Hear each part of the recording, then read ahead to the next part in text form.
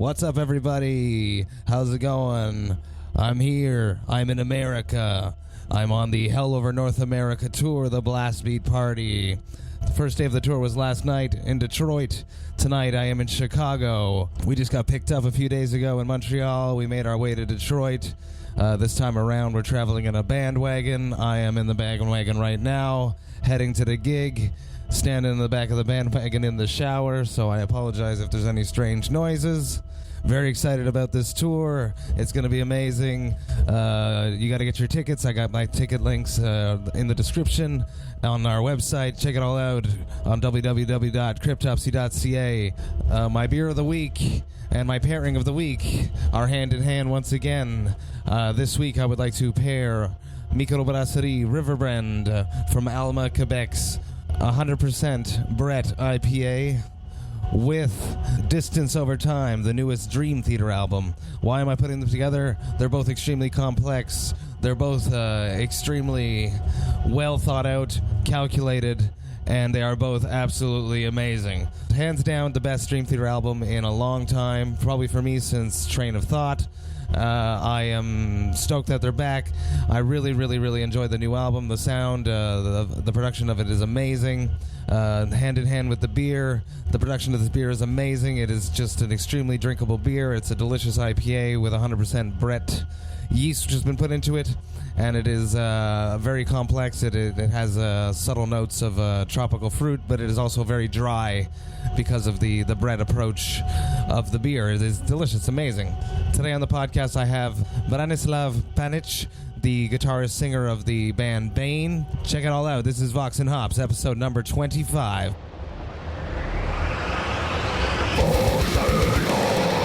I warn you, what you are about to hear is very disturbing indeed.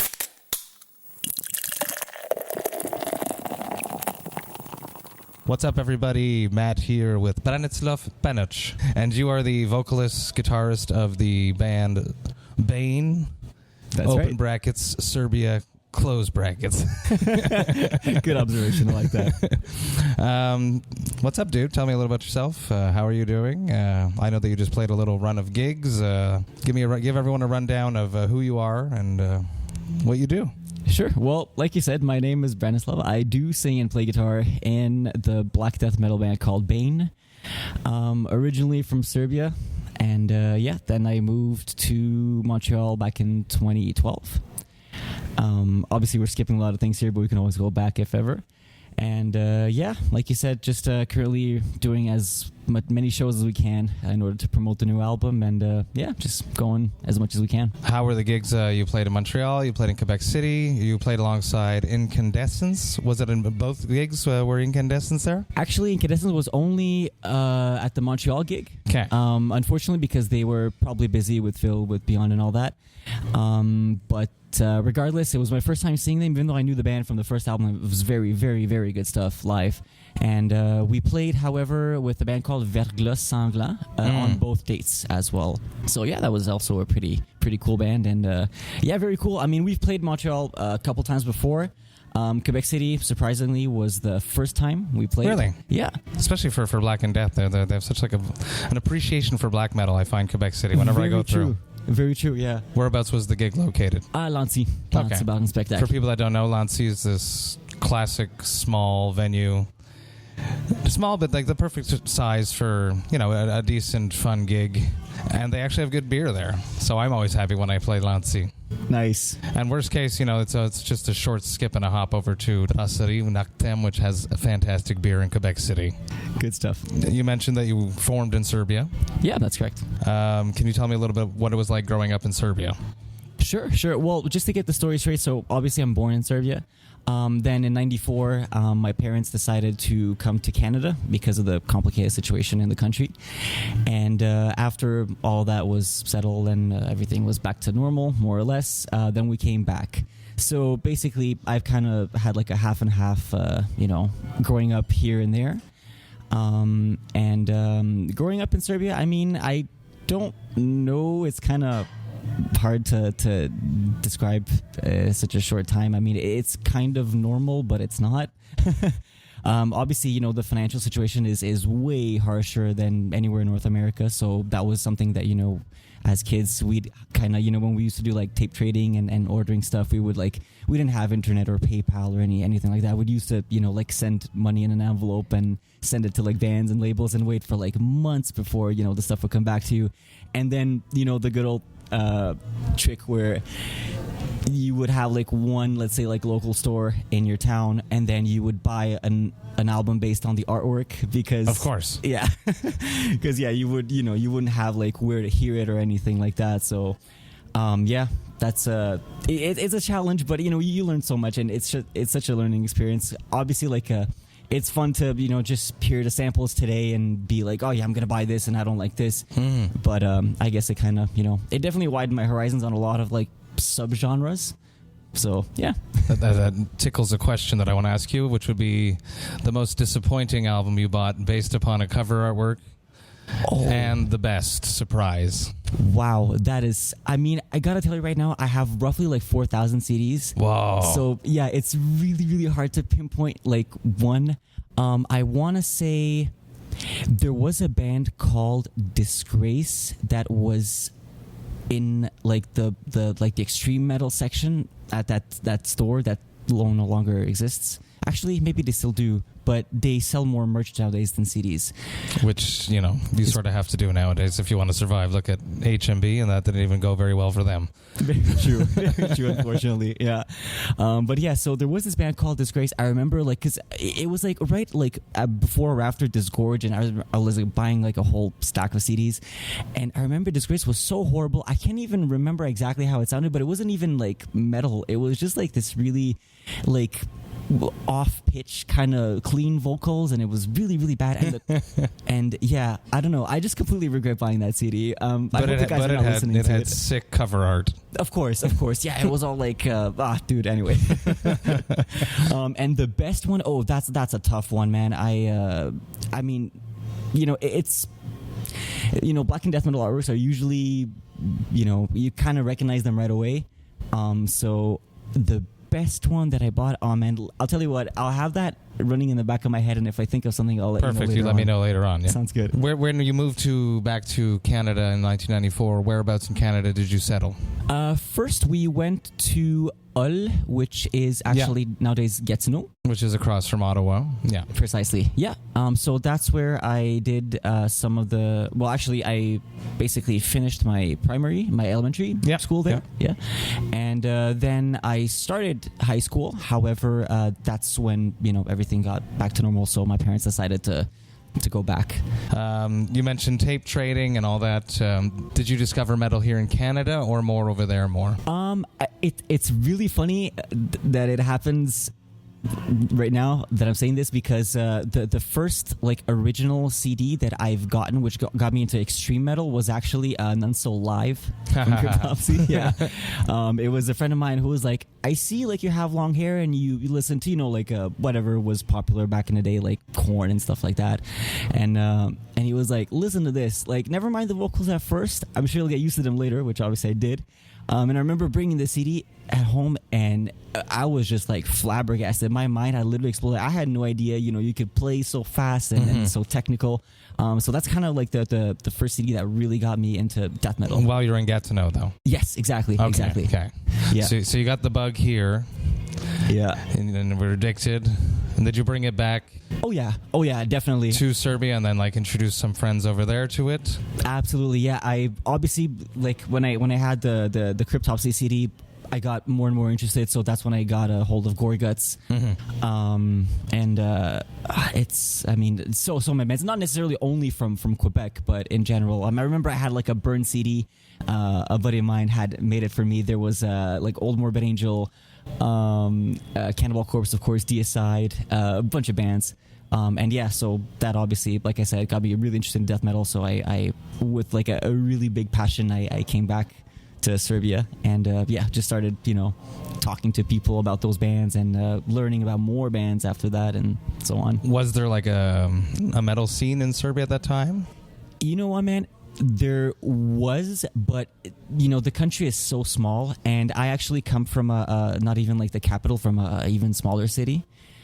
So the scene was not great. There were a few local bands, fairly decent bands, but none of them ever made it past like maybe like 2 or 3, demos. And it was a constant you build something and then it dissolves, and then over and over and over. You mentioned that the finances are so difficult there. There's no money to be made in metal, especially starting out. Exactly. So it's very easy to just fall back into like not being in a band. Of course.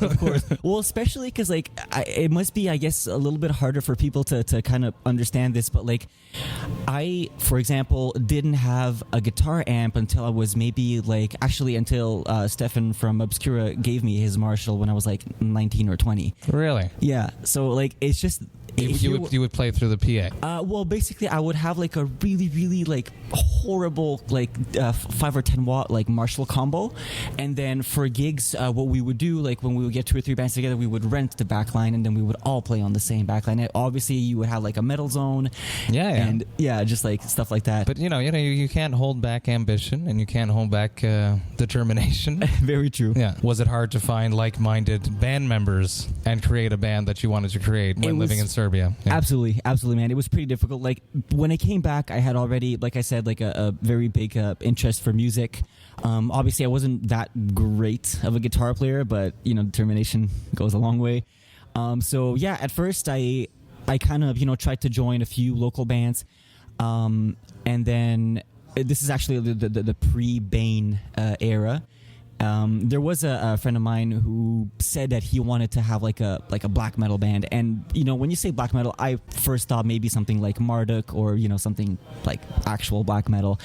Ends up when I joined the band and recorded a demo, it was like a darkened gothic parts of black in it. Somewhat Dimmu Borgir, more inspired black metal. Yeah. Well, black metal is a very as all metal terms tend to be very wide, very vague, yes, and very vague, and everyone draws their lines at their own interpretation of what the art is. Very true. So yeah, like I said, I had joined that band, and obviously they were good buddies. So I mean, I didn't mind playing the first few gigs, but then when he showed me the demos and the ideas for the next stuff, I was like, hey, well, actually, I have something that I've written that I would like to contribute. Exactly, to contribute.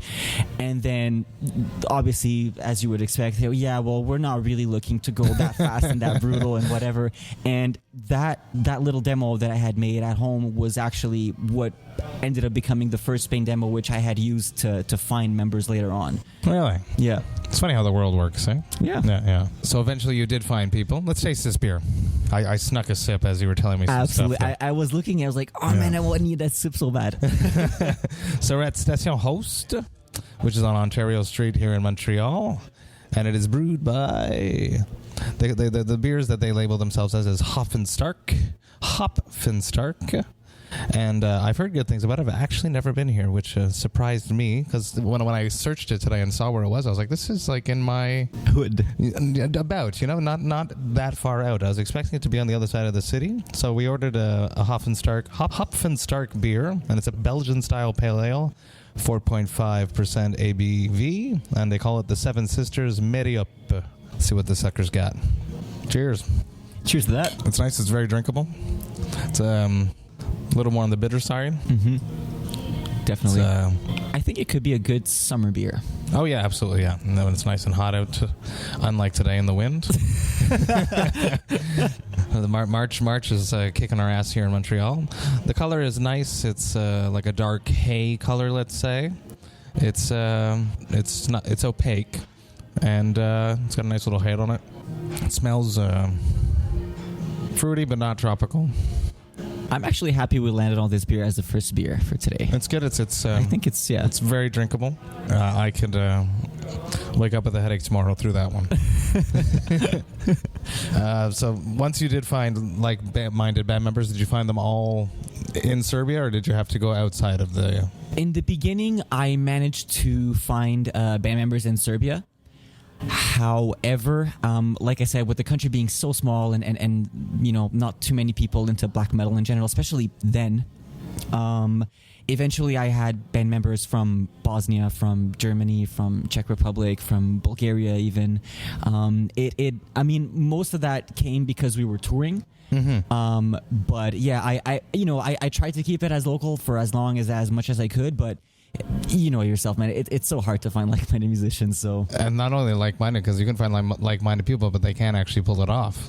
Amen to that. Because you can be like, yeah, I want to do that, but they suck, or they don't suck, but they just don't have the chops. Oh, absolutely. Or the commitment to put in the hours to get those chops. It's true. It's true. Yeah, the commitment is a huge issue I find in general, even after so many years of being involved in bands and stuff like that. It's just it's like you said, man, it's like a lot of people want to or have the idea that they would like to do it, but then when the time comes and you look at the hours that you have to put in and the sacrifices, whether financial or emotional or whatever, it's just so many of them just fall off. It's crazy. And then you get to a certain point too when you're like, I had a hard time like adjusting to this at first. When you're not brothers and best friends first, it ends up becoming like a not business but a mutual arrangement between people that are accomplishing goals together. Exactly. And that brotherhood is not necessarily the primary thing anymore. Yeah. That time I remember having to let go one of my good friends from a band because the band needed it, and that was like a big moment. Yeah. Hard on me personally, but good for my musical career self. Of course. Yeah, I've had quite a similar experience actually. I still talk with the guy who was actually on our first record and everything, but it's like you said, man, it's just it comes to a certain point where what the goals and the the idea behind everything that you have becomes more important than just the sole good time and the brotherhood. So yeah, it was definitely hard for me, just like I'm assuming it was for you to do that the first couple times. But I don't know. I don't want to like sound super bad, but at this point I had like over 20 band members. That's nothing. Come on. So yeah, I've definitely become. I've developed this certain way of saying that to people. Hey man, you're really cool and all, but it's just not going to work out. Yeah, you sort of have to get the tact to where they eventually quit. See, there you go. That's the secret way. You know what's up. That's the secret way. Let's talk about beer. When did you start drinking beer? Do you remember your first experience with alcohol? Always a good question. It was beer. It was actually just when I came back to Serbia, actually. So I was 14, and in general, you'd always kind of had 2 or maybe 3 at times, like main beers, and not really, at least the town where I'm from, and not really anything other than that, because obviously like for the stuff that was imported, we could never afford that kind of stuff. So we had one beer, Love, which is lion, one Yellen, which is deer, and then occasionally we would have a dark beer from Crna Gora, which used to be a part of Serbia. And like I said, since I don't really like dark beers in general, for me it was either Love or Yellen. Love, you would have a really, really horrific headache the next morning from it, as opposed to Yellen, which was like a little bit like softer and nicer. Obviously, both of them were 5% and just blonde. They're pretty cheap, don't really have a great taste, but you know what, man, when you're 14 you kind of don't really care too much about that. My first beers were something called Tornade, which was horrible, like lemon flavored beers. Wow. It was horrible. Nice. Thank God it's gone. I guess it kind of goes, the name goes with I'm assuming the headache you must have the next day, right? Yes, especially when I drink so many of them so quickly. Oh man, of course. So are you a craft beer enthusiast? Actually, not that much. I'll admit, when I came back to Montreal in 2012, my guitar player, Max, who I had mentioned to you earlier, is a real wizard for like craft beer and stuff like that. He made me try so many of them, and the thing is, I just find beers that are heavier or that have a very like heavy scent. I mean, I'm a small dude, right? So like I can't have like enormous quantities, and I typically would choose, let's say, like Scotch or whiskey or bourbon or stuff like that before a beer, because the first and main problem is that I would have to go to the bathroom like every 5 minutes. And I just kind of get like kind of sloppy and slow after maybe the third one. And, you know, I see some buddies of mine that they can drink like 7 or 8. So I get like, oh, dude, like, that's so manly, dude. It's not manly. It's their liver is dying. You mentioned that you toured a lot in Europe. You've toured the States. You have a tour coming up in the States. What would be your dream tour lineup for Bane? Whoa. That is such an awesome question. Okay, how many bands are allowed on the bill? I would say Bane with 2 others is a typical good one. Wow. Okay. You know what? I would say I'd love to open for Dark Funeral. That would be definitely a band that I would absolutely love to tour with and to listen to every night. And the second band, oh man, so many of them. I'm gonna say Nagelfar from Sweden as well. Yeah, I know the name. Yeah. Those 2 bands, I think, genre-wise, I think we would all fit kind of nicely. And it's 2 bands actually that I really love that I haven't seen neither of them live yet. Okay, yeah. So that's definitely one of the reasons why I'd love to do that so much. And territory-wise, I mean, yeah, we've toured Europe many, many times. We've toured the US last year for the first time. We're going back again this year. So having that in mind, I would say that I would love to go to South America with those 2 bands. I think that would be pretty cool. Yeah, they have a strong passion for black metal down in South America. So I've heard. They're very intense, yeah. Nice. we did Watain, Suffocation, Cryptopsy down there. Oh man, that's a killer line. That was really insane. Wow. What would be your ultimate horror tour story? Ultimate horror tour story? The worst thing that's happened to you on the road. Okay, so the first time we ever got on an actual tour was late 2010, just after we had released our first album. We had oh god, okay, yeah, this is actually, the more I remember, the more it gets bad. So that tour originally was scheduled to be like a 2-week tour. About, I want to say 2 or 3 weeks before the tour, the French band, I'm not going to name them right now. I don't even think they exist anymore. It doesn't even matter. I mean, I don't like hate them or anything like that. It's just stuff happens. It's kind of so nice.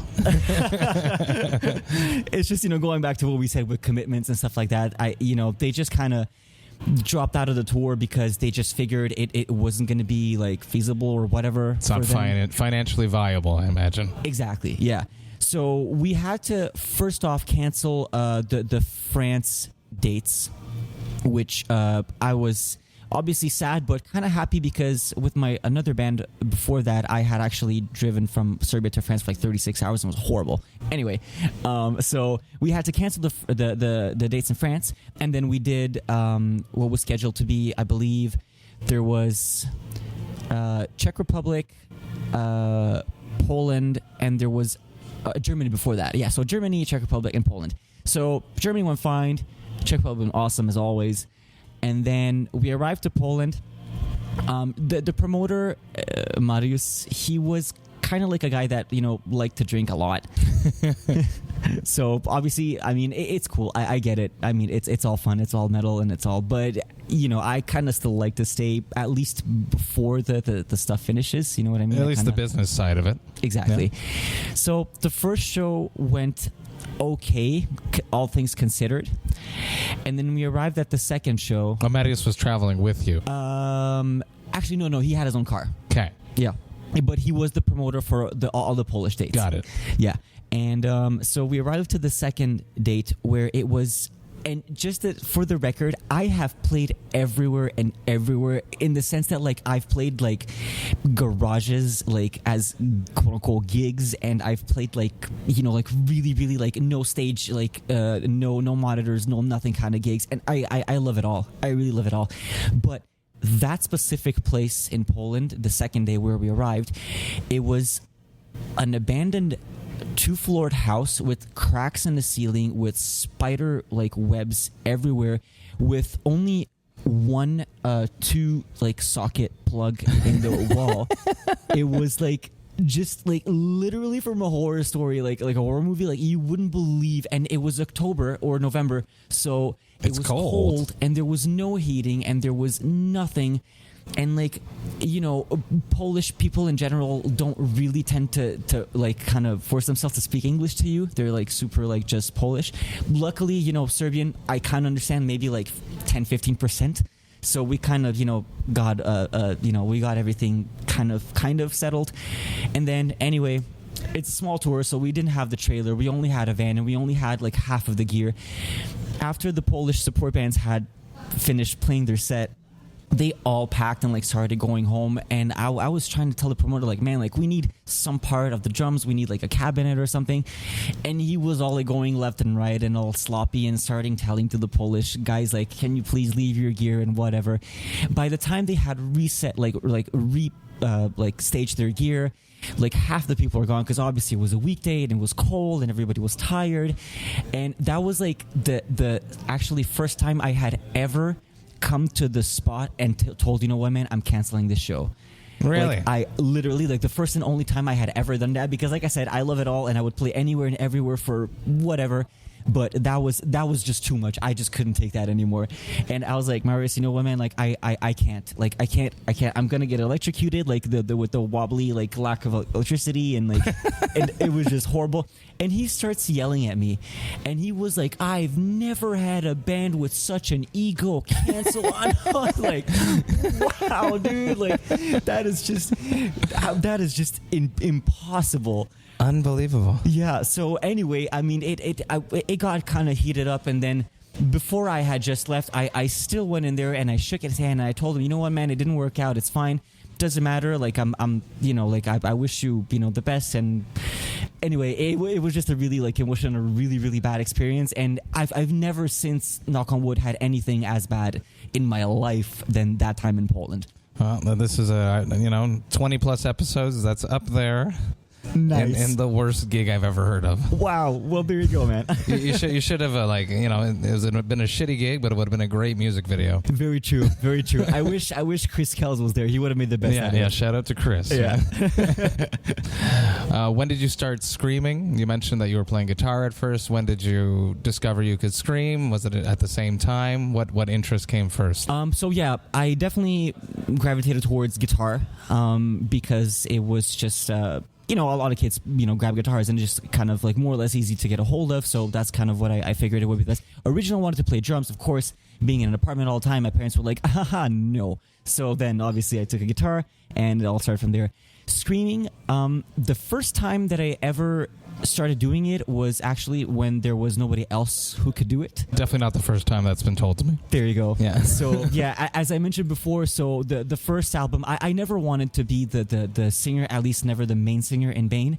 But with all the lineup problems all the time, I just figured it would be best if I just took that responsibility on top of... It's two members... in one. Yeah. Exactly. There you go. You're not going anywhere. So yeah. That's it. So yeah, it all kind of started from there. Honestly, I never really had a particular interest. Although nowadays I really regret never taking any vocal lessons, because I also listen to a lot of music other than metal, or even metal that has clean vocals, which I would love to do, which I can't. But yeah, I never particularly, especially at a young age, had an interest in like solely vocals. So it always kind of just went along with the music. And who were your early inspirations on guitar and on vocals, if you had to name like a few? Of course. Well, guitar-wise, obviously, I would always have to say Dimebag from Pantera first and foremost. Just his like razor blade, like wall-crushing guitar tone is, and it's not so much the technique, even though he was like a ridiculously insane guitar player. I've always gravitated more towards like the actual sound, the tone, the groove, rather than the technique. So I would definitely have to name him for sure. Other than that, oh wow, so many. Okay, I'm gonna jump quickly on vocals, and no problem. Okay, vocals, I'd have to say Lord Worm. When I heard the stuff from Anuncio Vile, and even actually Blasphemy Made Flesh with that like fucking like am I allowed to swear? Sorry. You can say whatever the fuck you want. Nice. Okay, so there was like this like 26-second scream in Open Face Surgery. Yeah, which I used to play with my old death metal band. Yeah, back in the day. You've nailed it? I mean, I didn't scream? No. Oh, hell no. I just played guitar back then. I've done it a few times, but I've never done it live. I could do it in the jam room. Nice. Nice. So yeah, Lord of One was definitely a really, really big influence vocal-wise. I mean, it's... I don't know. So many bands. I could like name all of them, but I want to try to kind of stay specific. So yeah. The secret to the 27, 29 second long stream is very quiet. That's the secret. Yeah. You know what? And just like a minimal amount of air.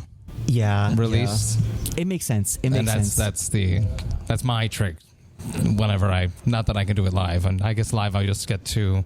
I'm sure I kind of have to get more focused on it there. I'm like too in the moment and huffing from headbanging and stuff there. I'd have to really focus and get practice on that. Of course. I'm sure you could do it, but yeah, I would assume that it would have to be quieter, and you'd have to really have like a proper like, you know, to be breathing in properly so that you can kind of like the diaphragm in the perfect place. Yeah. That's my next question. Is can you describe your vocal technique to me? Wow, that is probably one of the rare questions I couldn't really answer. I gotta be honest with you, man. I don't have a technique per se. I just kind of when I write a song, I depending on the riff, I would kind of say to myself like, I want this part to sound more like Nurgle from Behemoth, or more like I don't know, like kind of like at the gates, kind of sounding like harsher, like high mid-pitch scream or something like that. I have, if I do have a technique, I have no idea that I have a technique. I know that I'm also very careful with not using my voice, because I believe that I use a lot of throat, which is probably not a good thing in the long run. So I'm super careful after the shows. Like I try to not yell. I try to take like a little bit of honey. I'm kind of careful with that stuff, because I don't really feel, because you know some people such as yourself, but like other like more like guttural, like brutal death metal vocalists, they have like this insane, like super like powerful deep growl. I don't have that. I have more of like a mid-ranged kind of like projectile kind of bark. Yeah, exactly. Yeah. It's important to have a strong foundation for the death metal stuff. But how do you feel after gigs? Are you tired? Like on tour, have you lost your voice before?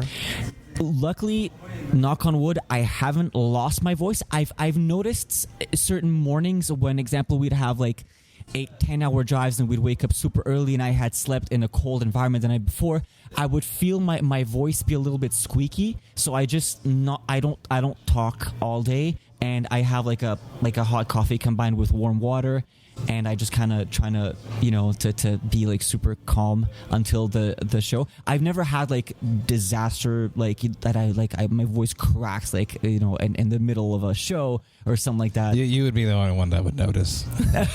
True. We would be devastated. Same thing if it happened to me. I'd be devastated, but no one would actually really notice. I guess you're right. There's so much going on in our style of music that you're saying very good things for screamers at home, learning to scream at home. He's saying wonderful things after a show. Shut up. As fun as it is to go to the bar after the gig and keep drinking with the fans and like shouting over, especially if you're not headlining and you're shouting over the band that's playing on stage after you, or if you're at the merch table, you got to be really, really careful about situations like that. That's it. Yeah. And if your voice is tired, you mentioned just not talking, taking it easy, sleeping as much as you can, which is hard on tour. Depends on the living situations that you have, and even then it's never perfect. No, exactly. Like you said, yeah, with the merch table, it's also because, like, you know, I guess singers are by default kind of expected to be at the merch table. So, yeah, not that I consider myself a singer. Like I said, I'm just a guy who had to sing because nobody else was there to do it. But, yeah, like I really try to like get close to the person and just kind of like not yell. I just got like spitty warm breath in his ear. You know it. I do a lot of hand signaling too. Large, mediums, and Good stuff.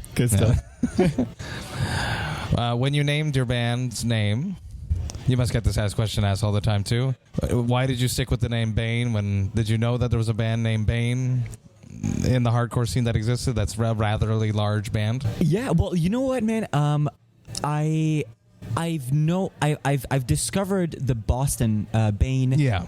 Obviously, after I had named my own band Bane, because as much as they're big and super well respected in Eastern Europe, it's. I mean, I just don't. I never remember people telling me like, "Hey, there is another band called Bane," and like I said, with me not having internet at the time, absolutely, I couldn't have known or at least didn't come across the other band Bane. So yeah, I mean, obviously, and it's funny that you mentioned that because I was talking to a label just before who we didn't end up signing with. When I was sending the advanced copies for the new album, and he was like, "Yeah, he's like, you should maybe consider changing because there's that other band who was kind of bigger than you." I'm like, "I know, dude," but like, I obviously didn't tell him the whole story, but it was funny. But yeah, anyway, so bottom line, I did not know of the Boston-based hardcore band Bane before I had named my band Bane, and the reason why I had given that name is because one of my all-time favorite albums is Storm of the Lights Bane by Dissection. Mm-hmm. And I just found that Bane is like not like an everyday word you would use, and the meaning was kind of exactly what I wanted it to be, so it was a kind of an obvious choice. And to be a dick, and you never consider changing your band's name? Well, not really, man. I mean, like, if we had, like, maybe one album, I would be, like, probably, fuck it. Like, yeah, it doesn't matter. But, you know, like, we're 3 records in. Again, I know it's not a whole lot because some bands like Over have, like, 19 records. But I just think that, for what it's worth for the record, in 2015, the other Bane split. They don't exist anymore. So okay, there you go. So yeah, see, I didn't know that. Yeah. There you go. So technically, we are the only / the true Bane at this point. Why did you relocate back to Montreal? Very cool question. Honestly, Matt, I just wanted more access to the North American music scene. Not specifically and only maybe like to metal. But where I come from, as I've said so many times during this interview, it's really hard. Like, it just, you know, the lack of gear, the lack of people, and everything going on over there. I just figured, you know, I was lucky enough that my parents had acquired, you know, Canadian passports for the family while they were here. So that was is leading into my... Exactly. That answers my next question. Yeah. Like, if I had, in a perfect world, I would have probably went to the U.S. Not that I dislike Canada, but you know, I mean, the working papers, which is what I was going to ask you. Why didn't you move to New York? Why didn't you move to LA or Florida? Death metal, for the working papers are so expensive, and you can just tour all the time and hop onto big tours. And exactly. Another side question would be, why not Germany? You mentioned the dude from Obscura earlier, who you're both friends with. There's a huge metal scene in Germany. There's more access to good equipment. And true. Germany, I've thought about it as well. However, I know only 3 languages, which is Serbian, English, and French. Okay. I figure that learning another language, it would have been a slight or a medium setback for me. And, you know, I'm kind of like a person that relies a lot of instinct and on a gut feeling. I just kind of didn't feel that it was worth it for me to like put everything on hold so I can, you know, get accustomed to a whole new environment. Because I've been in Germany before, but only like for touring, and I spent maybe like a week there in a recording studio at some point. At Stefan's house, the old bass player from Microbrasserie. Oh, cool. Yeah, in Bavaria. Yeah, so anyway, like I like Germany. I just never really saw myself that I could really like develop like a life there other than music. And you know, having been to Quebec before and being so close to the border. And the passports makes perfect sense. Exactly, that I already had. It was just kind of like Were there like bands from Montreal that you had become a fan of, that you wanted to connect with? Can you name off some of those? You ask all the great questions, man. So I actually had wrote to Phil Boucher before he was in Beyond Creation, because I saw some of his like really old school like drum videos on YouTube.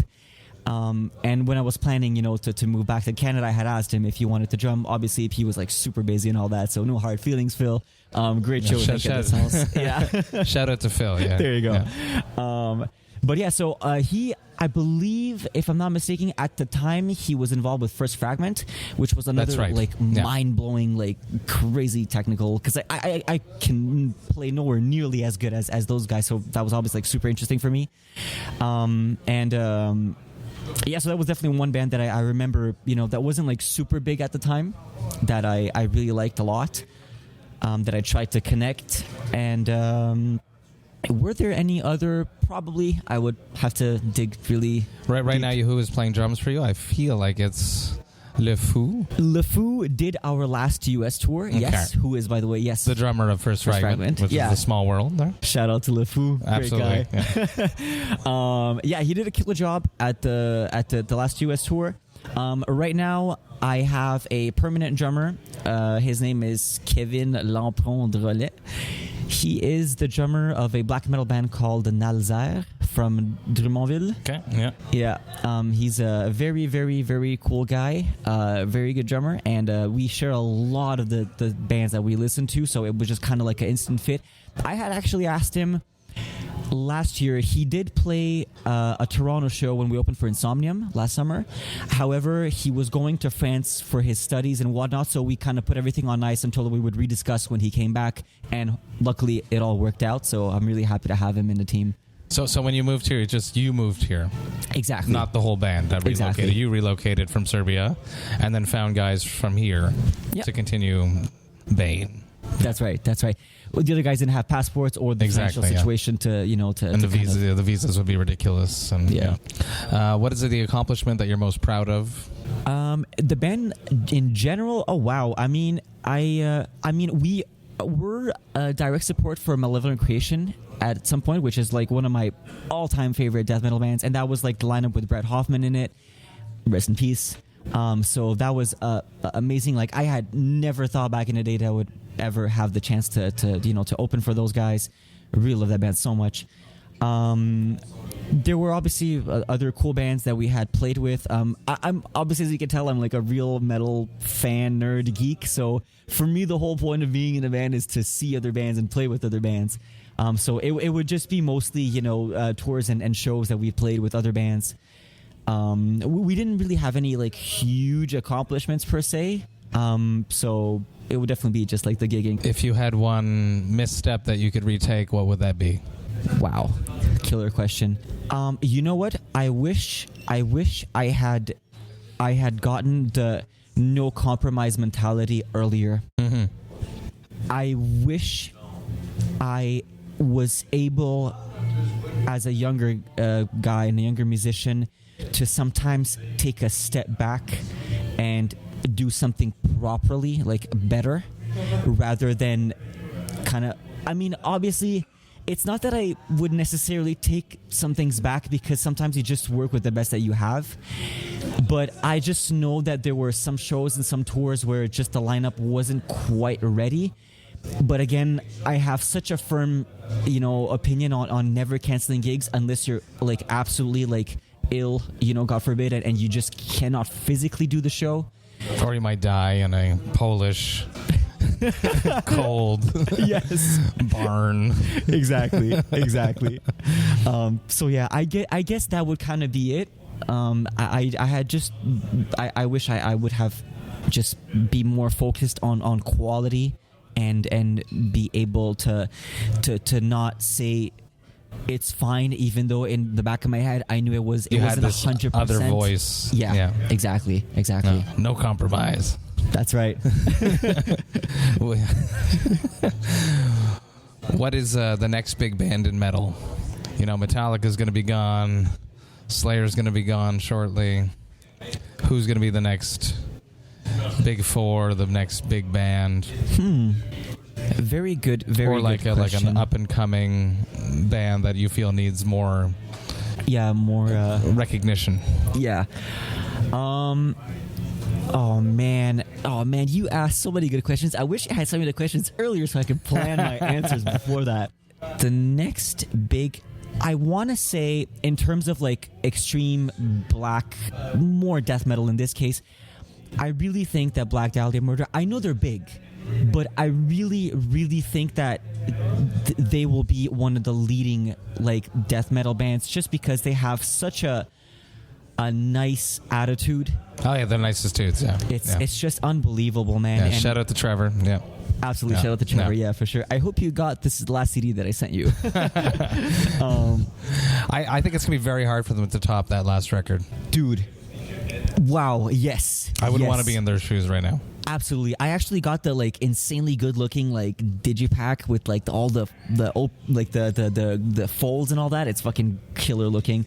But yeah, dude, the last record is just unbelievable, man. I'm actually super pissed that when they did those select few dates, when they played the whole record in its entirety, there was nothing really nearby, so I couldn't take a look, unfortunately. We're so stoked for them that they're direct support from Meshuggah. Yes. See, but that's gonna put them in front of a crowd that might not have known them before, and they're just gonna dominate it. Yeah. Oh yeah, dude. No questions asked. Yeah. They won't have the whole light show situation, but they'll have like a show.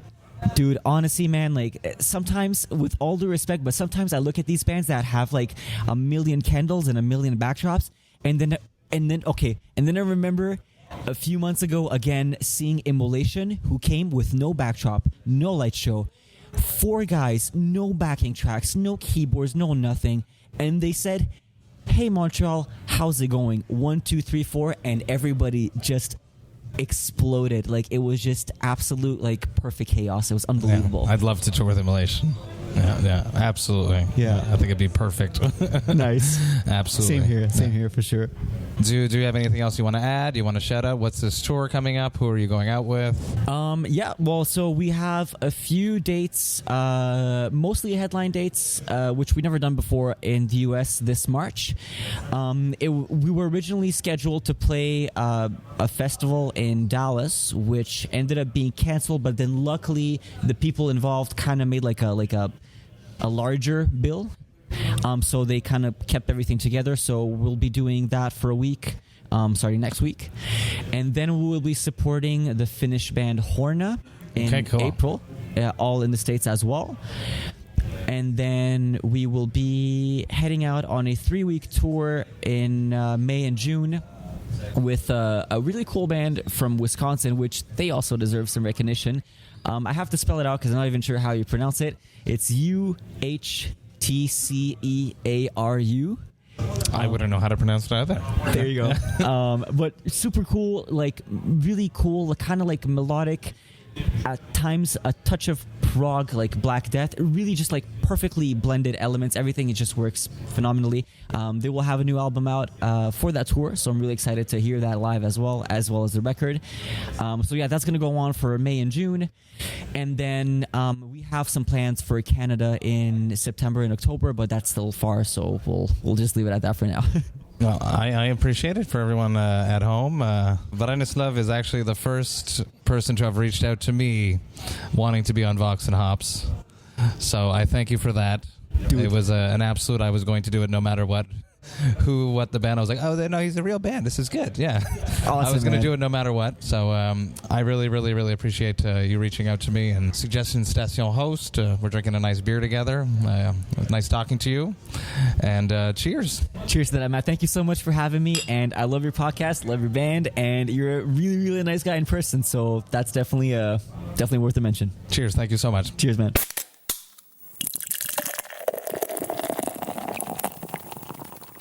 Hey, boys and girls, Vox&Hops heads. Thank you so much for listening right to the end. Super stoked to have spoken to Branislav. As I mentioned during the interview, that he was the first person that reached out to me, contacted me personally to want to be a guest on the podcast. That was a special thing, and I absolutely was pleased and honored to oblige him and get together and have that conversation and share it with all of you. Very interesting dude, great band. They're out on the road now. You guys should go catch them. As I mentioned, I'm on tour hell over North America. The Blast Beat Party, Aborted, Cryptopsy, Benighted, Hideous Divinity, happening right now. Get your tickets, come to a show, come say hi to me. I don't know if you're aware of this, but I have a contest going where if you contact the band and you book your slot for certain dates, you can see on the Cryptopsy Facebook page that there's a list of dates which are available of the shows where this contest is available, and the contest is you bring me some great craft beer, I review it here on the podcast, and you get a free ticket to the show. So check that out. As always, I appreciate everyone that's listening to the podcast. I appreciate the kind words, the comments, the sharing. There is no podcast without all of you. If you have any suggestions, hit me up at matt@vox&hops.com and let me know who I should interview, what beers I should be drinking, what pubs I should be visiting in the States since I'm down here right now. I appreciate all of you. I hope you have a great week. Hang out with your friends. Hang out with your family. Hang out with your loved ones and drink great craft beer. Cheers, Vox and Hops heads.